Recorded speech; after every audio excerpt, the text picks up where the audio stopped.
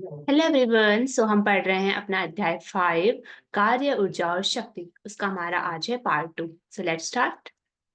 आज पार्ट 2 में हम पढ़ेंगे कार्य ऊर्जा प्रमेय यानी कि वर्क एनर्जी थ्योरम के बारे में और उसी से जुड़े उदाहरण 5.2 को। कार्य ऊर्जा प्रमेय क्या होती है? जैसे हमें इसके नाम से ही पता चल रहा है कि यह एक ऐसी थ्योरम होगी, एक ऐसी प्रमेय होगी, या हम कह सकते हैं कि ऐसा रिलेशन हम यहाँ से डिराइव कर पाएंगे जो कि कार्य और ऊर्जा के बीच में होगा। यानी कार्य और ऊर्जा के बीच में क्या रिलेशन है, वो हम इस प्रमेय के द्वारा देखेंगे। तो चलिए शुरू करते हैं कार्य ऊर्जा प्रमेय। सबसे पहले हम मानते हैं कि मान लेते हैं त्वरण है। कैसा त्वरण है? एक नियत त्वरण ए है के अंतर्गत एक सरल रेखीय गति हो रही है। उस सरल रेखीय गति हम पढ़ते हैं गति के समीकरण। उसमें गति के समीकरण के अकॉर्डिंग आप जानते हैं कि वो होता है v square minus you square बराबर 2as। तो अगर हम इस इक्वेशन को और ज्यादा मॉडिफाई करें, यानी कि अगर हम इसको m/2 से दोनों साइड गुणा कर दें, तो हमारे पास क्या रिजल्ट आ जाएगा? जब आप इसको गुणा करेंगे तो आपके पास रिजल्ट आ जाएगा m/2 इस तरह से रिजल्ट, यानी half M V square minus half M U square is equals to M A S. This M A S is equals to F S. कैसे? देखो, आप जानते हैं कि एफ बराबर होता है एम ए, तो हमने एम ए की जगह रख दिया यहाँ पे एफ, और एस की जगह रख दिया एस। यहाँ पर एफ बल है और एस यहाँ पे डिस्प्लेसमेंट को रिप्रेजेंट कर रहा है। अगर हम इसको आगे इस वाली साइड को हमने एज इट इज रख दिया है, लेकिन इस साइड अगर हम देखें तो एम ए डॉट डी है। डी क्यों लिखा है? क्योंकि जो मैंने बताया आपको, एस मतलब डिस्प्लेसमेंट है और डी का मतलब भी डिस्प्लेसमेंट ही है, बस हमने यहाँ से डिनोट दूसरी तरह से यहाँ पे किया गया है। अभी हमने ये क्यों किया होगा? आप जानते हैं कि एफ दोबारा हमने क्या कर दिया है, एम ए क्या होता है, M A is equals to F होता है, और डॉट डी। क्या मुझे बता सकते हैं कि एफ डॉट डी किसका फॉर्मूला होता है? यस, बल गुणा विस्थापन होता है कार्य का फॉर्मूला। तो हम यहाँ से लिख सकते हैं कि एफ डॉट डी की जगह मैं लिखते हैं यहाँ पे डब्ल्यू। डब्ल्यू मतलब कार्य। और आप जानते हैं कि ये जो फॉर्मूला होता है, किसका फॉर्मूला होता है? यह एक गतिज ऊर्जा का फॉर्मूला होता है। यानी हमने इसकी जगह रख दिया के एफ, यानी के फाइनल यानी अंतिम गतिज ऊर्जा, माइनस इनिशियल यानी प्रारंभिक गतिज ऊर्जा बराबर होता है कार्य। यही हमारी कार्य ऊर्जा प्रमेय है। यहाँ से हमने क्या सीखा? यहाँ से हमने ये सीखा कि गतिज ऊर्जा में जितना अंतर होता है वो किसके बराबर होता है? वो बराबर होता है कार्य के। या इसको हम दूसरी तरह से भी कह सकते हैं कि जब हम कोई भी हम कार्य करते हैं, वो जो कार्य होता है वो किसके बराबर होता है? यानी हम इतना कार्य कर रहे हैं जितना कि उसकी जो गतिज ऊर्जा है उसका अंतर है। किसी गतिज ऊर्जा, उसकी जो प्रारंभिक गतिज ऊर्जा और जो उसके अंतिम गतिज ऊर्जा है, उसमें जितना भी अंतर हुआ उतना ही हम क्या करते हैं, कार्य करते हैं। यही हमारे कार्य कार्य गतिज ऊर्जा प्रमेय होती है। ओके। इसको हम अगर डिफाइन करें कार्य और गतिज ऊर्जा को, तो हम कैसे करेंगे? किसी वस्तु पर लगाए गए कुल बल द्वारा किया गया कार्य। तो कार्य कब होगा? कार्य तब होगा जब हम कोई बल, वो कार्य करेगा, राइट। जब हम किसी वस्तु पर कोई बल लगाएंगे तो क्या होगा? कार्य होगा। तो हम कह सकते हैं कि जो वो कार्य होता है, वो कार्य उस वस्तु की गतिज ऊर्जा में परिवर्तन के बराबर होता है। हम ये चेक करेंगे कि उस वस्तु में जो हमने बल द्वारा कार्य किया, उस समय उसकी गतिज ऊर्जा में कितना चेंज आया। जितना भी चेंज आया होगा उतना ही हम क्या करेंगे, उतना ही हमने वहां पे वर्क डन किया होगा, यानी कि उतना ही हमने वहां पे कार्य किया होगा। तो यही होती है हमारी क्या, कार्य ऊर्जा प्रमेय। ओके। आगे बढ़ते हैं। तो हमारे ये आई होगा आपको समझ में आ गया होगा कार्य गतिज ऊर्जा प्रमेय। अब हम बात करते हैं उदाहरण 5.2 को, जो कि कहीं ना कहीं आप इसको अच्छे समझ पाएंगे कि हम किस तरह से इसको अप्लाई करेंगे न्यूमेरिकल सॉल्व करते हुए। तो इसको हम ध्यान से पढ़ते हैं न्यूमेरिकल 5.2 को। देखिए, हम अच्छी तरह जानते हैं कि जो वर्षा की बूंद होती है, नीचे की ओर लगने वाले गुरुत्वाकर्षण बल और बूंद के गिरने की दिशा के विपरीत लगने वाले प्रतिरोधी बल के प्रभाव के अधीन गिरती है। देखिए, जब भी कोई वर्षा होती है, राइट, वर्षा आपने होते हुए देखी है, तो इसकी बूंद मान लेते ही है। जब वो नीचे की ओर गिरती है तो वो नीचे की ओर ही क्यों गिरती है? अगर हम ये लॉजिक सोचें कि जो वर्षा की बूंद होती है वो हमेशा नीचे की ओर ही क्यों गिरती है, तो उसका जवाब हम समझाते हैं। Is due to gravitational force, क्योंकि यहाँ पे ग्रेविटेशनल फोर्स होता है अर्थ का, उसकी वजह से ये नीचे की ओर अट्रैक्ट होती है। लेकिन साथ ही साथ हम ये भी जानते हैं कि इसका एक प्रतिरोधी बल भी होता है जो कि इसको गिरने नहीं देता। यानी कि जो इसके विपरीत दिशा में लगता है। किसके? गुरुत्वाकर्षण की विपरीत दिशा में एक और बल लगता है और वो बल होता है प्रतिरोधी बल, जो कि इसके नीचे की ओर गिरने का विरोध करता है। ठीक है? यानी कि उस बूंद पर 2 फोर्स कार्य कर रहे हैं। ठीक है? प्रतिरोधी जो बल होता है वो बूंद की चाल के अनुक्रमानुपाती परंतु अनिर्धारित होता है।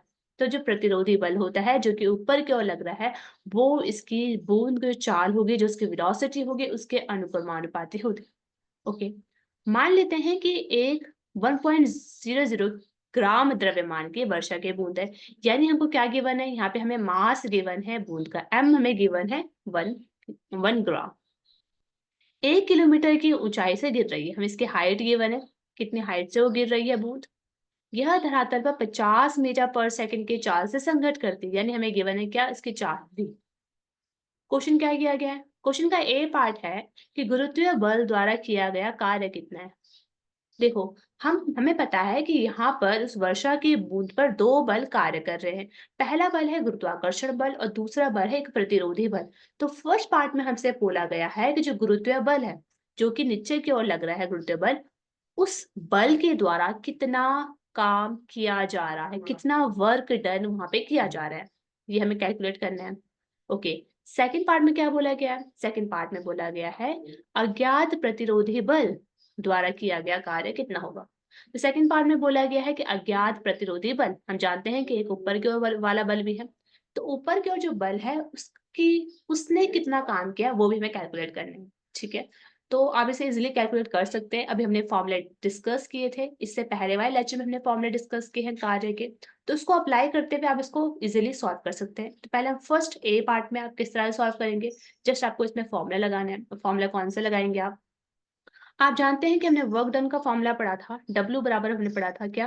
mgh, right? mgh।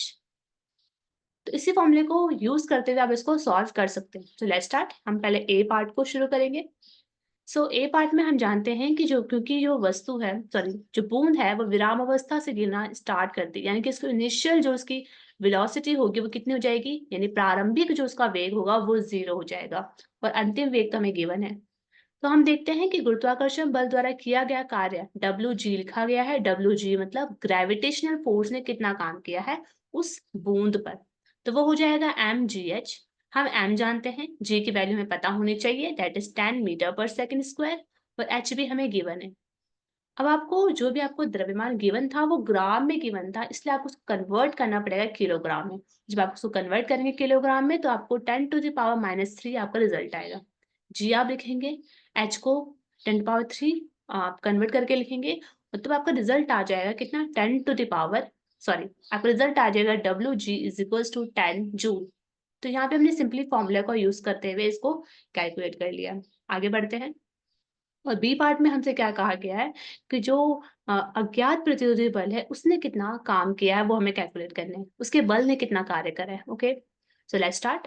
देखिए, हम जानते हैं सबसे पहले हम यहाँ पे कौन सा फॉर्मूला यूज करने वाले हैं। जस्ट इमेजिन कि क्या हम यहाँ पे वही फॉर्मूला यूज करने वाले हैं जो अभी अभी हमने करा यूज। अज्ञात प्रतिरोधी बल के लिए क्या हम वही फॉर्मूला यूज करने वाले हैं? तो द आंसर इज नो। वो फॉर्मूला हम यहाँ पे यूज नहीं करने वाले, क्योंकि हमें वैल्यूज नहीं गिवन है उसके अकॉर्डिंग। तो हम यहाँ पे कौन सा फॉर्मूला यूज करने वाले हैं? तो जो अभी अभी हमने पढ़ा कार्य ऊर्जा प्रमेय, the formula is, what is the formula? The formula is del K is equals to WG plus WR। ये हमारा फॉर्मूला था। यानी कि टोटल जो वर्क डन है वो बराबर होता है चेंज इन काइनेटिक एनर्जी। यानी कि कुल किया गया कार्य बराबर होता है गतिज ऊर्जा में परिवर्तन के। राइट? तो हम जानते हैं कि गतिज ऊर्जा में परिवर्तन बराबर होगा इसके वर्क डन के। ठीक है, अगर हम काइनेटिक एनर्जी में चेंज निकाल दें, हम निकाल सकते हैं क्योंकि हमारे पास वैल्यू गिवन है। हमें m भी पता है और हमें v भी पता है, हमें u भी पता है। राइट? वो हम कैलकुलेट करने वाले हैं। हमने WG कैलकुलेट कर दिया था ये पार्ट में, और हमें WR जो है, WR हमसे पूछा गया है। WR क्या है? WR है अज्ञात प्रतिरोधी बल द्वारा किया गया कार्य, और हमें यही तो कैलकुलेट करना है। तो क्या हम K निकाल सकते हैं? यस, हम निकाल सकते हैं। तो हम पहले यही निकालने वाले हैं कि डेल K यानी कि काइनेटिक एनर्जी में कितना चेंज हुआ है। वो कितना आ जाएगा? वो आ जाएगा हाफ mv²। यहाँ पे 0 क्यों आया है? क्योंकि हम जानते हैं कि जो बूंद थी वो विराम अवस्था से गिरना शुरू उसने किया था, वो पहले रेस्ट में थी, और रेस्ट में जब वो थी तो उसकी इनिशियल जो वेलोसिटी थी वो 0 थी। इसलिए ये होल टर्म जो है वहाँ 0 बन जाता है, ठीक है? और हमें और सारी वैल्यू गिवन है, हमें उस बूंद का, जो वर्षा की बूंद है उसका हमें द्रव्यमान पता है, उसकी हमें वेलोसिटी यानी वेग पता है, और उसके अकॉर्डिंग हम यहाँ पे काइनेटिक एनर्जी निकाल सकते हैं, ठीक है? चेंज इन काइनेटिक एनर्जी निकाल सकते हैं। तो अब हम इसको वैल्यू में पुट अप कर देंगे पीछे, तो हमारे पास रिजल्ट आ जाएगा डब्ल्यू आर बराबर, आप यहाँ पे डेल के की वैल्यू रख देंगे और आप डब्ल्यू जी की वैल्यू रख देंगे जो आपने ए पार्ट से निकाली थी, फिर आपके पास रिजल्ट आ जाएगा जो कि आएगा रिजल्ट माइनस में। ऑफ कोर्स ये माइनस में ही रिजल्ट आना चाहिए था क्योंकि ये एक प्रतिरोधी बल है। जब बूंद नीचे की ओर गिर रही है, यहाँ से आप एक रिजल्ट निकाल सकते हैं कि जब बूंद नीचे की ओर गिर रही थी तो वो ग्रेविटेशनल फोर्स की वजह से गिर रही थी, गुरुत्वाकर्षण बल की वजह से गिर रही थी। जिस तरफ बल लग रहा था उसी तरफ जो है उसका डिस्प्लेसमेंट हो रहा था, राइट? तो यानी कि ये पॉजिटिव साइड है। लेकिन जो प्रतिरोधी बल है वो ऊपर की ओर लग रहा है, वो उसको ऊपर की ओर बल है, लेकिन उसका डिस्प्लेसमेंट नीचे की ओर है, उसका विस्थापन जो है वो नीचे की ओर हो रहा है, लेकिन बल उसके ऊपर की ओर लग रहा है। तो कार्य टोटल कितना हो जाएगा? कार्य जो हो जाएगा वो हो जाएगा नेगेटिव कार्य।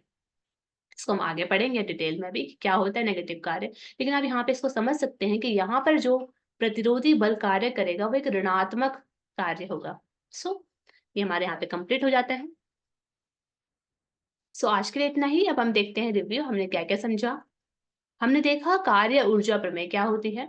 उसके according change in kinetic energy बराबर होता है टोटल वर्क डन के। आवश्यक शर्तें ये थी कि आपको न्यूटन के नियम पता होने चाहिए और गतिज ऊर्जा क्या होती है वो पता होनी चाहिए। सो आज के लिए इतना ही। आगे नेक्स्ट लेक्चर में हम क्या पढ़ेंगे? हम पढ़ेंगे कार्य के बारे में, और हम पढ़ेंगे उदाहरण 5.3 के बारे में। सो आज के लिए इतना ही। Thank you.